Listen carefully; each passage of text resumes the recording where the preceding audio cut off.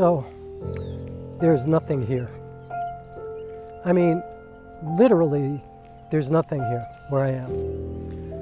I mean, I am out in the middle of nowhere, and that makes me think of YouTube, because sometimes I think the best YouTubers are the ones who can make something out of nothing, which is basically really what YouTube is about when you think about it. Like, at the beginning, you have stuff to talk about. And I'm talking about in the filmmaking space, but this probably extends to everything.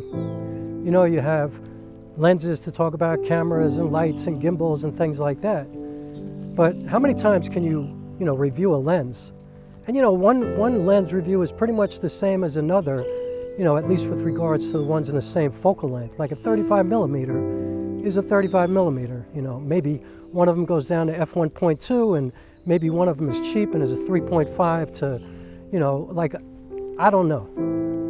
But I do know that YouTubers are incredibly gifted because they somehow make these videos look like movies. They have sliders and they use towels and they just make it look beautiful. And they make something out of nothing. And I think that's kind of what you have to do with a movie, if you don't have a story. And it can be done, but that's what makes the difference between a great movie and a good movie. And I was thinking about some stuff that was bothering me the other day, because I got some weird comments here on YouTube. But then I thought, is that really a story? Like, who cares, And so I thought, I have a great idea. And I'm starting to think like a YouTuber, like, why not compare the Panasonic S5, which is what I'm talking on now, to the Panasonic GH5? Because since I've started using the GH5 as my secondary camera, I'm realizing that that camera is in many ways as good as, if not better, than the S5. It's got a few things that the S5 doesn't have, like unlimited recording in 4K, it's got more codecs, it's got all eye, it's got a full-size HDMI, it's got a lot of stuff that the S5 doesn't have. It's micro four thirds, so you have a lot more lenses, although, the L mount is catching up, but still, micro four thirds, it's lighter, you can get around better, it's kind of better for run and gun kind of stuff, even though the GH5 is actually heavier than the S5, and it's about the same size, but put lenses on it, it's a whole different story, Full frame lenses are so much heavier than micro four thirds. So anyway, I just say all that to say, sometimes it's a good idea to, maybe I'm not, articulating it properly. Maybe it's not make something out of nothing, but just to be able to make something consistently all the time, is very difficult. It's not easy. And in my case, I wanted to combine the two because I had something to say that I felt was important, and I'm going to share it. And it's something that I was kind of hurt about. But at the same time, I'm going to be shooting with the S5 and the GH5, and I'm wondering if you'll be able to tell which is which. And I'm not going to tell you until the end which is which. You can figure it out. But right now, this B-roll is the S5, and the B-roll at the end of this video is the GH5. So I'm shooting in log on both of them. The talking head stuff also shooting in log on both of them. So can you tell a difference, I mean, the V-log in the GH5 is a little bit different than the V-log in the S5, and the dynamic range is a little bit different, but at the end of the day, if you light things properly, and certainly if you're outdoors like this, it doesn't make a difference. As long as you get your, equivalency together with your focal lengths, you're pretty much working with two amazing filmmaking cameras, like movie-making machines. And so let me know if you could tell which is which. And in the meantime, I hope you enjoy the video. I'm telling you now, it's kind of long, but I had a lot on my mind, a lot to say, and I tried to make it as interesting as possible. And I'm keeping the B-roll at the beginning, and at the end, I don't know, maybe I'll sprinkle a couple of things in the middle. I'll wait till I get to the edit to figure that out, but yeah, S5 or GH5, which is better? Which is better for you? That's what you have to decide, all things considered. For me, it's the S5. But I could see myself in certain scenarios going with the GH5 because it might be better for certain circumstances. So anyway, let me get to the talking head part of this, and I hope you enjoy it, and thanks for watching. And let's get to it, and I guess yeah, I'm not going to come back here at the end, but you'll see B-roll, so I'll say it now. Please subscribe. Please hit the like button if you like what I do. Thank you for that, and onward we go. Have a beautiful day. Enjoy this video first. All right, here we go. So, a lot of people say that I'm arrogant, like I'm full of myself. You know, I'm intense. And what I notice is that most of the people who say that have literally never had a conversation with me, ever, not even once. Like, they don't really know me at all. It's just their perception, you know, of how I act, I guess, or how I talk, or, you know, the fact that I don't just smile randomly for no apparent reason, or, you know, I'm just kind of serious, you know. One of the videos I did recently, somebody left a pretty harsh comment to me. You know, not only did they say this is arrogant, but they also said it's stupid. And they said some other things too. So I actually deleted the comment. And I should have left it up. I should have left it up because I think it's a good example of what people do here at YouTube and on the internet in general, you know, where they make comments and they say things to somebody, you know, behind their keyboard and behind their screen in a way that they would never speak in person. Because when you speak to somebody in person, you have to deal with their energy. You know, you have to deal with what you feel. Right there, there's a human being standing right in front of you.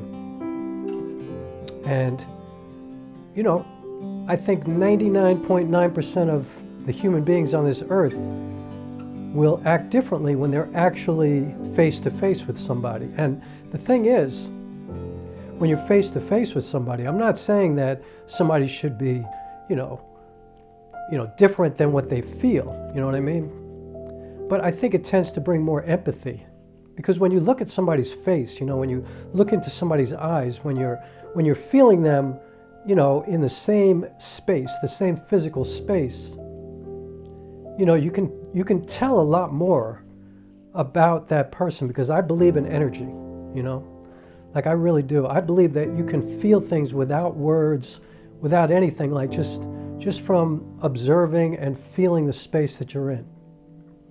And so I just wanted to start this video by saying that. I also wanted to talk about in filmmaking, you know, and this is kind of across the board when it comes to theater, which, you know, I have much more experience in the theater than I do in filmmaking, although I've shot 2 feature films. Excuse me for being arrogant and mentioning that, but I've shot 2 feature films, but I'm much more experienced in the theater world. I'm a solo theater artist. And, you know, this arrogant thing, I think that when you work really hard at something, you know, when you are somebody who is really meticulous about perfecting your craft, like somebody who's really honest with their process, you know, like in my case, if I do a play, I have to memorize 2.5 hours of words all by myself, nobody else on stage, you know, in excess of 150, 200 pages sometimes. And so, yeah, I take that quite seriously, and I work really hard at it, and I teach workshops, you know. And so when I teach a workshop, I'm not just trying to take your money, I'm trying to teach you what it is to give of yourself when it comes to performance, you know, or when it comes to writing. That, you know, if you really want to be, you know, if you want to be all that you can possibly be, to, you know, sound like an army commercial, but if you want to really reach the potential of your personal self, and I'm not going to say if you want to be the greatest or the best, I'm just saying if you want to be as good as you can be, you have to approach it with everything that you have, you know. You have to do everything in your power to maximize all of the talent and all of the natural gifts that you have, and that takes a lot of hard work. And part of that hard work is instinct, you know? And that's what I've been thinking about lately with filmmaking, you know? Of course, it's important to learn about, you know, shutter angle and ISO settings and white balance and composition and everything, you know, like it's really important to learn the fundamentals, you know? aperture, different focal lengths, how to use them, when to use them, what's appropriate, what looks better, how to edit, cutting angles, things like that. It's very important to learn as much as you can about the basics. But I think, kind of like in music, like I'm a jazz musician, like coming from jazz, you learn your scales, you learn your harmony, you learn your chords, you learn all of this stuff, arpeggios, modes, and then you have to throw it all away. And then you kind of develop this language, you increase your vocabulary, and then it's all instinct. You have to throw it all away. You have to learn it as much as you can, but then you got to get rid of it, and then you just have to be present in the art. I mean, think about it. Realistically, how many videos can you watch about lenses, lens reviews, or white balance, or ISO, or, any, composition? How many videos can you watch before you actually know it? I mean, after a short amount of time, you know it, but you don't really have it in your body until you apply it, until you do it. And that's when you got to get out there and start shooting. And it's the same thing with, any kind of art form. You have to learn it, and then you have to get out there and do it, You have to paint, you have to make a sculpture, you have to, make a film, you have to get on stage and do a play. You have to do the work that you've just learned and get out there and make mistakes and trip up and learn and try to work with collaborators, But you have to, and if you don't have collaborators, just film yourself or figure out a way to apply what you've learned. And then continue to grow and fix the mistakes that you see. That's something I've always done, is record myself. Then I sit there and I watch like I'm a cornerback watching wide receivers for a football game. Like I really analyze, what am I doing? What have I done wrong? What looks natural? What doesn't look good? Like how can I perfect this craft? How's my movement? How's my facial expression? Like everything. Am I natural? Am I acting, which is horrible? I mean, you have to have a certain arrogance about it, You have to get to the point where you feel so prepared that nothing can screw you up, Like, that if you're working on a film for somebody that, like I just watched the video that Mark Bone put out on YouTube. And he was talking about shooting, like starting a shoot with what you do best, with what you're most comfortable with, so you have a win for the client. To get them excited so that they're confident after spending all this money and, getting into this thing. Like what they see first makes them feel good about what they just did. And they feel comfortable now, And he talked about what he does great, what he's kind of perfected in his filmmaking is running around with the camera, like getting shots, like running full speed, getting with athletes and just following them or dancers or whatever.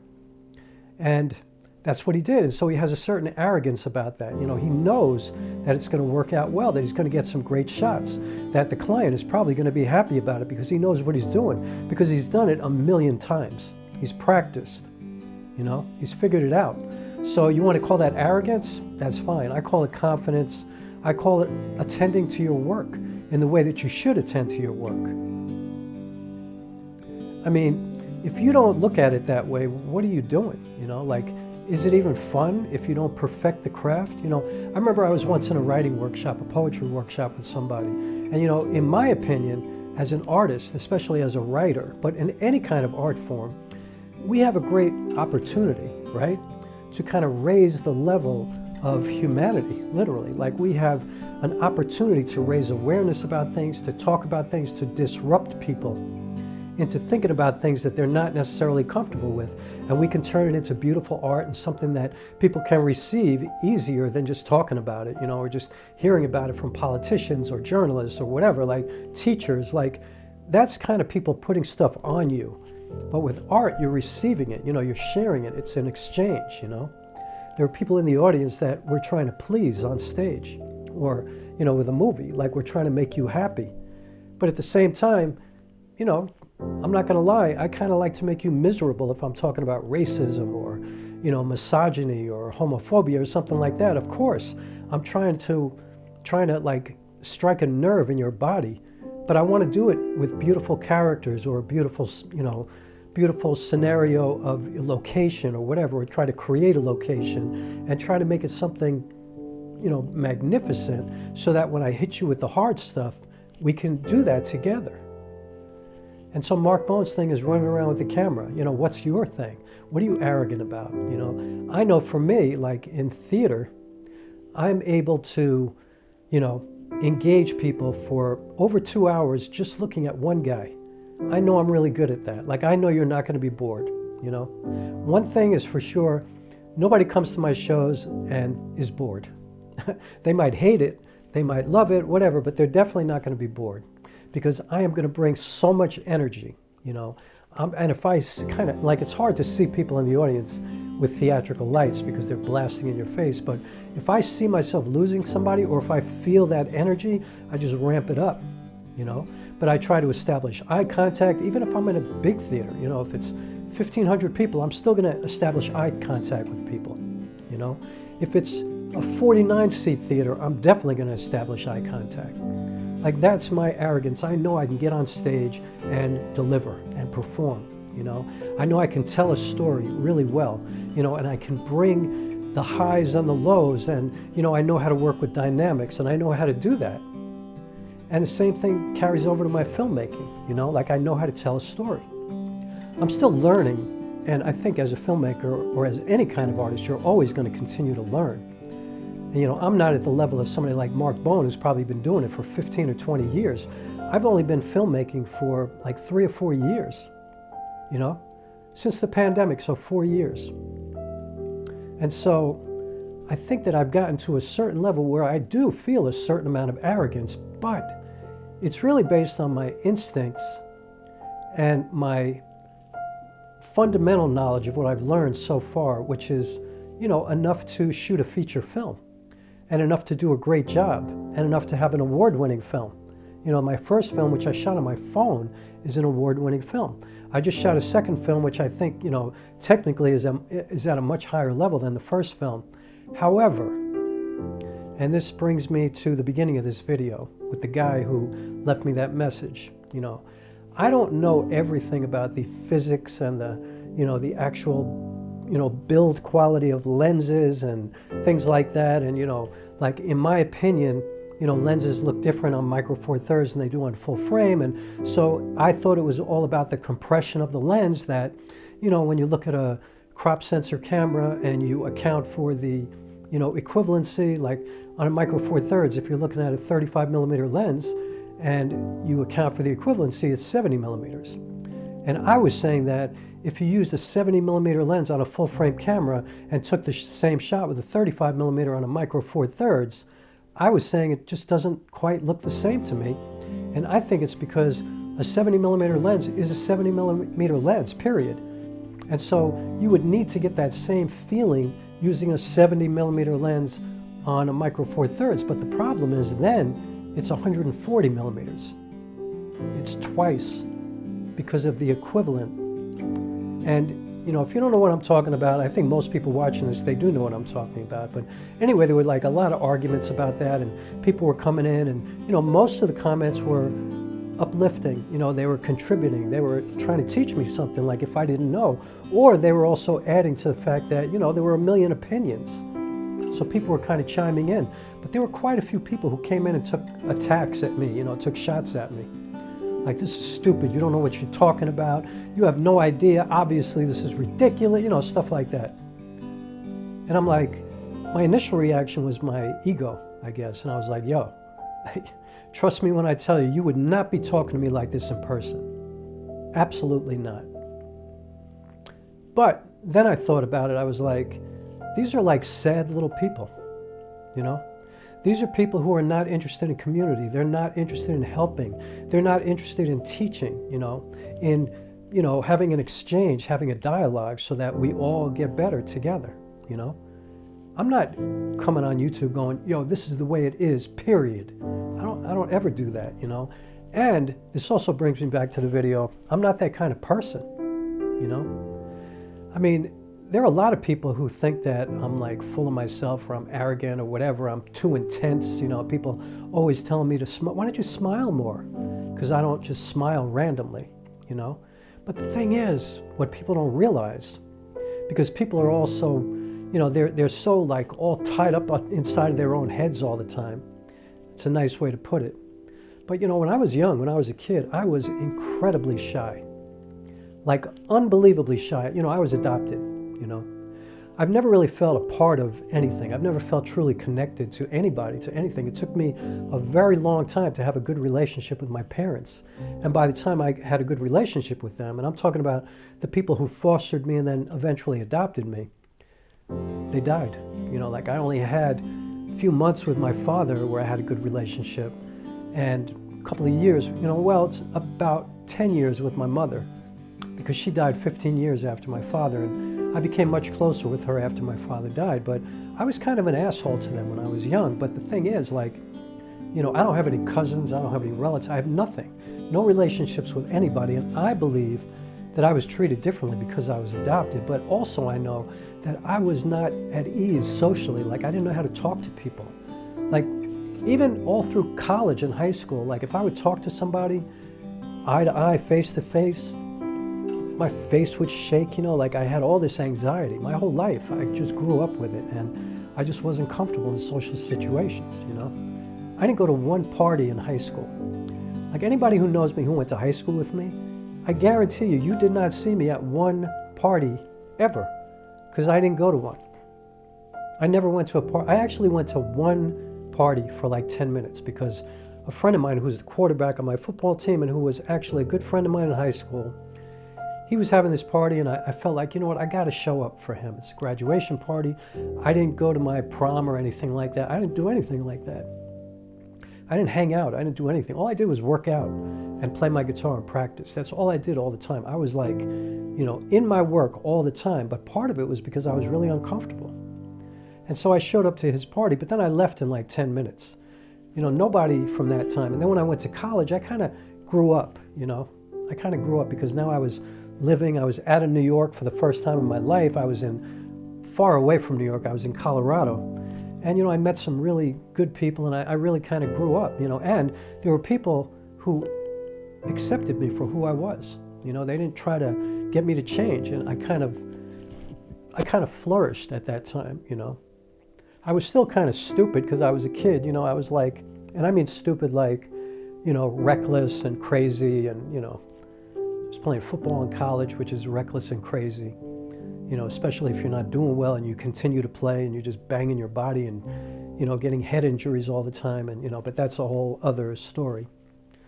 But what people don't realize, who think I'm arrogant, who talk about me behind my back, and by the way, it always comes back to me, because when you talk about somebody, it always comes back to them, always.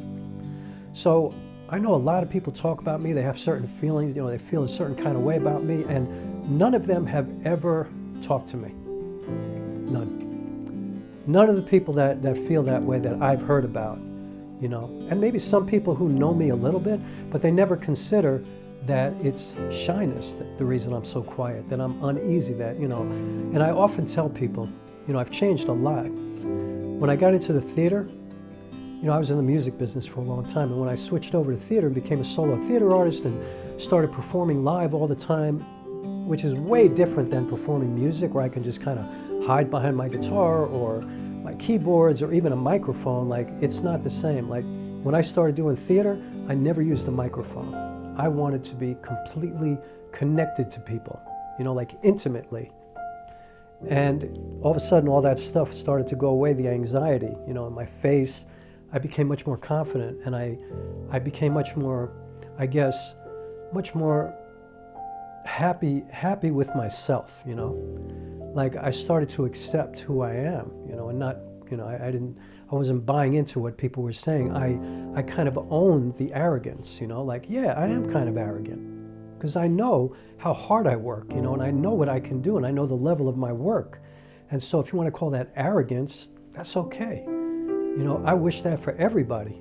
I wish for you to commit yourself and to dedicate yourself to work half as hard as I work, and then to be as good as you can be. That'll be like, that's self-love. I don't call that arrogance, but I embrace my arrogance. I embrace my intensity, all of it. Because the people who know me and who love me, they know that I could be crazy, I could joke with people, I'm a practical joker, all that kind of stuff. You know? And I have a few people who know that. The other thing about me, I'm so loyal, I would die for my friends. And I mean literally, there are people who know I would put myself in front of danger for them. And I think people who really know me, they know that's true. And I have done it. And so, you know, I think that people tend to be really judgmental towards others, and they don't show a lot of empathy, and they certainly don't show a lot of maturity in thinking about, you know, like the fact that it ain't always about you. You know, like there's another person here. You know, I think the other problem that people have with me, and I'll get back to what this has to do with filmmaking, but, you know, I tell the truth. You know, like if I'm working with somebody in a workshop, I'm very positive, you know, and I try to be as encouraging as possible, you know, but I also don't accept less than what I know you can give. You know, I'm not going to ask you to do anything that, first of all, I wouldn't do myself, and anything that I don't think you can do. But so I'm always going to tell the truth, and I think people are uncomfortable with the truth very often. And so I guess I want to end this video by saying this. When it comes to filmmaking, because I know a lot of people who come here are filmmakers, I think when you learn the basics, you know, when you learn the difference between a, you know, 16 millimeter lens and a 50 millimeter lens and what they're used for, and when you learn the difference between f1.4 and f11, and you know, when you understand how to set your white balance so your videos don't look horrible and crazy, and when you learn about ISO and shutter speed and shutter angle and all that kind of stuff, when you learn how important audio is and lighting, and you know, when you begin to experiment and you start to get better, I don't think it really matters if you really know about compression, you know, the physics of compression of a lens and how many elements are in the lens and all that kind of, like, I don't think it matters. I think the only thing that matters is that you know what it looks like. I bet you some of the greatest directors in the world don't have a clue as to what almost all YouTubers know. YouTubers are amazing, you know. People who do lens reviews, camera reviews, lighting reviews, all this kind of stuff, gimbal reviews, they are gifted. Amazing. I consider them artists, but that's not filmmaking. That is learning about the tools of filmmaking, but that's not, like, I wonder how many of the top YouTubers actually have ever made a feature film, have ever made a documentary. Now, some, of course, have, and actually, my favorite YouTubers are first and foremost filmmakers, but there are so many YouTubers who do not have any idea how to make a movie, how to tell a story. Although I think they do know how to tell a story, because their reviews are so good and so valuable that they know how to tell a story, and they think it's only for YouTube, but they could apply that to a short film or a feature film or, you know, a play or whatever. They probably just don't realize it, or they don't feel like it, because you know what? They're successful YouTubers, they're making a lot of money, they're good. Why put in the effort to do a play or make a feature film when you're not going to make nearly as much money as when you're a YouTuber? And certainly nobody's going to give you free gear if you're just a filmmaker. Like, the only reason to become a filmmaker, to make movies, you know, to really, you know, tell stories like that, like Netflix, HBO, Showtime, not YouTube. The only reason to do that is because you love it, because you feel like you must do it, like you can't live without doing that. You know, you have to share these stories. That's the only reason to do it. Because if you're a proper YouTuber, you're probably doing pretty good. You're making money, you're getting free gear all the time, you're getting to travel, they're taking you out to Japan and Bali and all this crazy stuff. I mean, that's a great life. You're taking care of your family. That is awesome. Awesome. But don't sleep on the filmmakers who don't know what YouTubers know. They don't know the, you know, ins and outs of lenses and cameras and things like that. Like, they just get a tool, they learn enough to make it work, and that's all they need, because they know how to tell a story, and they need to tell a story, and they will do anything in their conscious life to get that story done and to share it with people. And then they'll do it again and again, because that's what they are. That's who they are. That's what they do. You know, they don't care. That's why, you know, real filmmakers, like, that's why I'm using a Panasonic S5. You know, I have a Panasonic S5 on the second angle of this video because I'm trying something out right now. and I'm using the Panasonic GH5 right in front of my face. This cost me $475. I have the Panasonic S5. Everybody's like, oh, you need to get the S5 too, the 2X or whatever. I don't. I could use this camera forever because it's enough for what I need. I can tell the highest level of story with these cameras, no doubt. I don't need an A7S III, I don't need an FX3. You know, like if somebody gave one to me, that would be awesome. But you know, I don't need autofocus because I don't even use it. If I had it, perhaps I would use it, you know, but I don't need it, you know. I work with anamorphic lenses, I work with vintage lenses, so the way I learn is the way I shoot, is the way I tell stories, is the way I share. So that's all I wanted to say. You know, don't sleep on people who don't know that much, and if they come out and they say something, they're not being arrogant, they're just giving their opinion. And it's probably based on making a feature film. And so if they're making a mistake, correct them, help them, you know. Don't be an asshole. And you know what? Don't talk to somebody. I think it's a good rule of thumb to not speak online ever in a way that you wouldn't speak in person. That will probably make you kinder and nicer and help you to build community, you know, and not make you a jerk. And yeah, that's all I'm going to say about that. So thank you everybody for watching. Yeah, I tried a 2-camera setup here because I'm just experimenting with my lighting and stuff like that, and I just wanted to see what it would look like. So, and this was on my mind, and so there you go. And I'll see you later. Oh, please subscribe if you like what I do. Please hit the like button, all that kind of stuff. And on to the next one. Peace.